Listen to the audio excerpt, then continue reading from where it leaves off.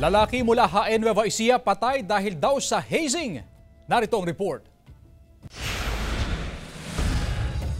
Masayanghin, malambing at mabait ang 18 anyos na grade 11 student na si Ren Joseph Bayan, residente ng Barangay San Pablo, HN Nueva Ecija.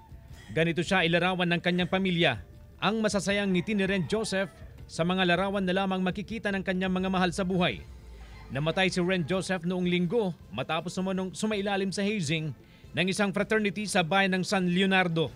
Hindi ko po alam kung sino po ang nag-recruit sa bata na to eh. Wala pong siyang nasabi sa akin na kung sino ang nag-recruit sa kanya eh. Nagpaalam pa raw ang biktima sa kanyang tiyahin at ama tungkol sa final hazing niya noong Sabado. Pinagsabihan siyang umatras pero desidido raw ang biktima.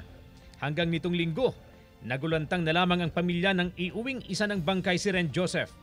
Pinagkahanap na ng mga pulis ang mga responsable sa pagkasawi ng biktima.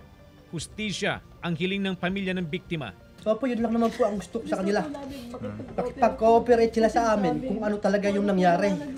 Yung totoong nangyari. Kung talaga yung kapatiran nila yung lalaki.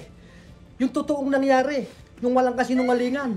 Patuloy ang investigasyon ng mga pulis sa insidente. CJ Torida, One North, Central Luzon.